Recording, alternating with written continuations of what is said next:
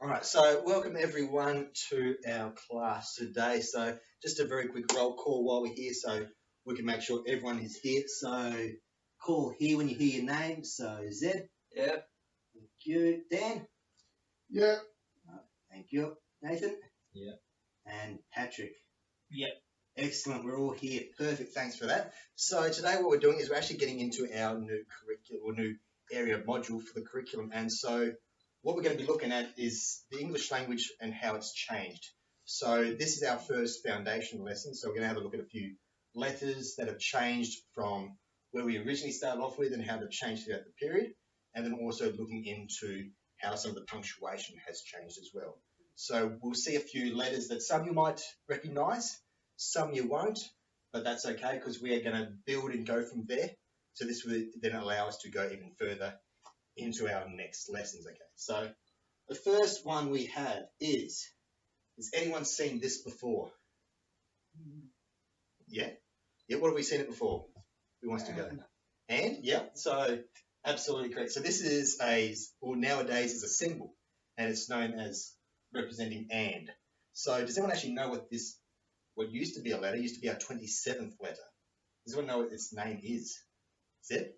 Ampersand. Absolutely, excellent job. So as you see, this is ampersand, and this is part of the older English where we write and. Sometimes we put plus, but it got replaced with the word and. So this is a letter that no longer is seen, but we see it in keyboards and things like that. It's just not recognized as a letter. So the next one we have is Thorn. Now, has anyone seen this letter here before? It's all right if you haven't? No. No? No. So this is one of the very older English ones. So you will actually see this letter still being used in some Scandinavian countries like Iceland. So this was brought over into English and England through when the Vikings were over. But the issue with this is that when they're going into printing is a lot of countries like Italy and Germany didn't have the Thorn letter. So this letter actually is the th sound, so our TH. That's where this comes from.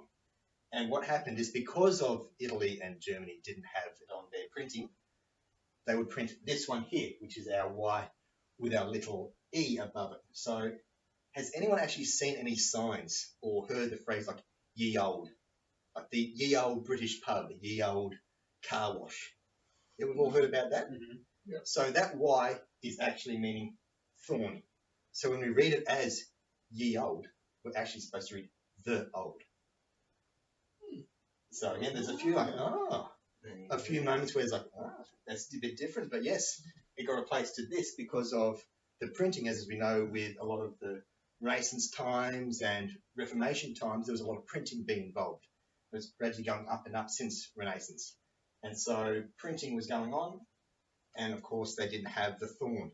That was only Scandinavia coming across and going into England with the thorn symbol. So our next letter that we're going to look at is Quin.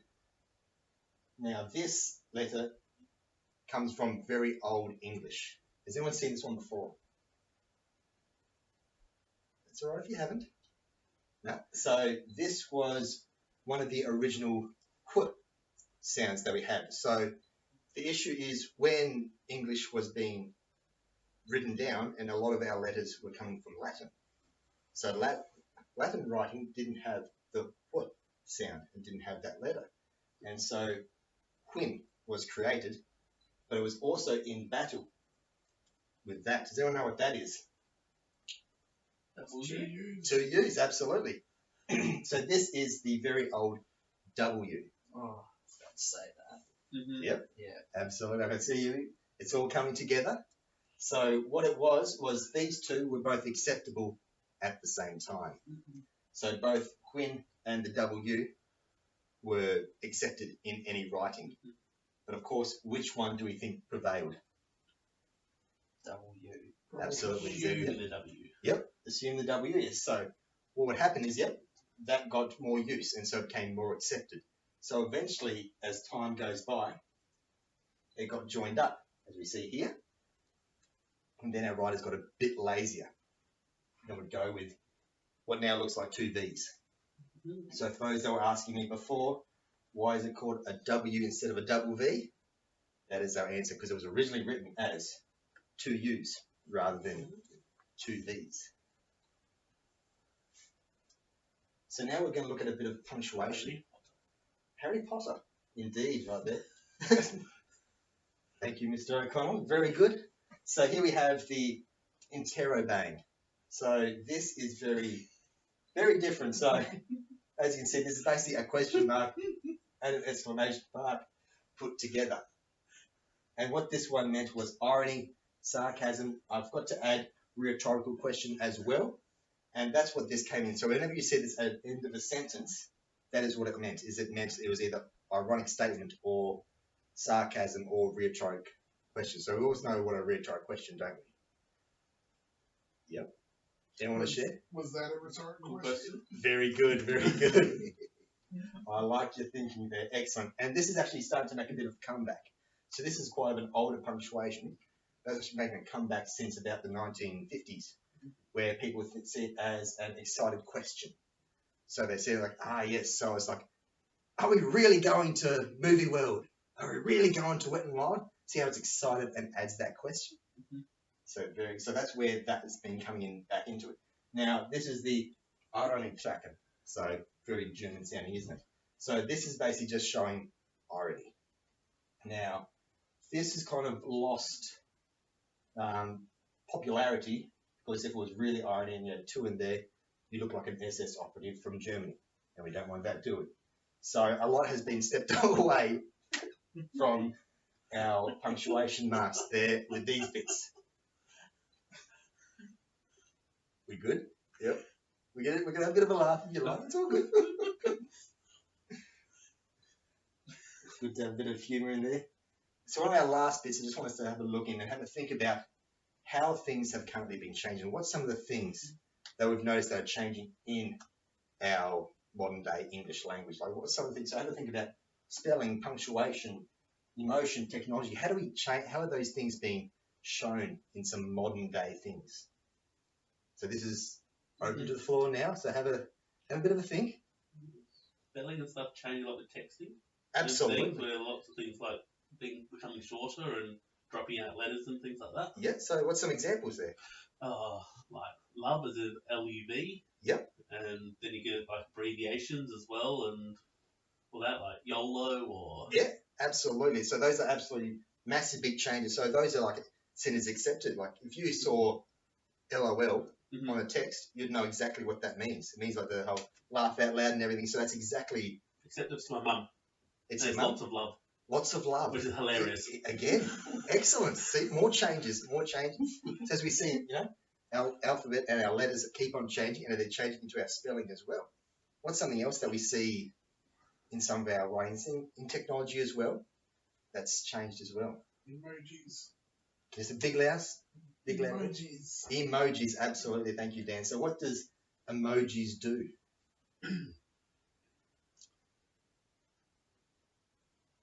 Tell you what someone's thinking.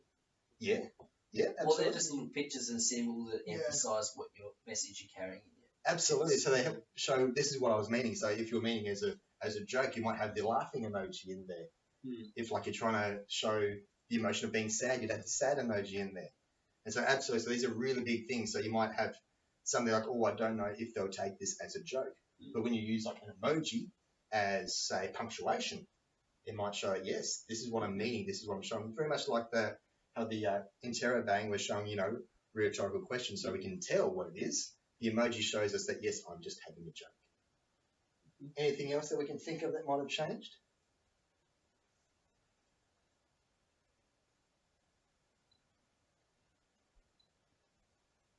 No, that's all right. So this is where we'll be moving into more of our fields where we'll be able to have a look at some of the, in later lessons, have a look at some of the changes from Latin into English now, into how it's changing now into current English as well.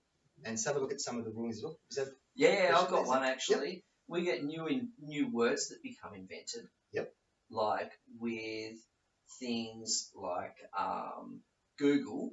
Yep. Google being the search engine. Now that can become a verb. You can Google something. Absolutely. You know, or what are you doing? I'm Googling. Yes. Well, go Google that information.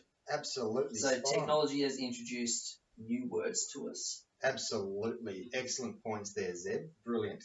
So absolutely. So before, if you're saying from a older bit before Google was around, people just think, oh, you're talking about the big, large number.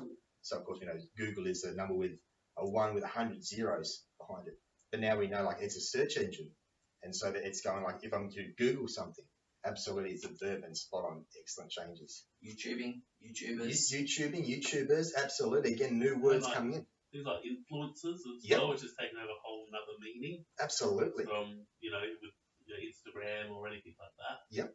Spot on. Absolutely. Brilliant points as well. We get lots of international words in our language now too. Yes. Like with the introduction of things like cafes. Yep. And foods that we eat. Mm-hmm. Absolutely. Croissants. Yeah. Croissants, croissants, as the debate goes. So yes, so English is deemed as some poets call it, a mongrel language, where it has bits and pieces of every different language into it. So even like orangutan is actually an Indonesian word, but because of what it is, we have it in our language as well, because that's an orangutan. That's what it is. So again, cafe and a lot of other words we get from like Vikings as well, like rage, berserk. All those are seen as being proper in our language, but came from Vikings. It's an excellent point. So this is where we're actually going to look into in our next few lessons. We're going to look into origins, change, accepted, and moving into more change, especially with what roots they have, whether it's Latin, Viking, things like that. So excellent points, everyone. Excellent job.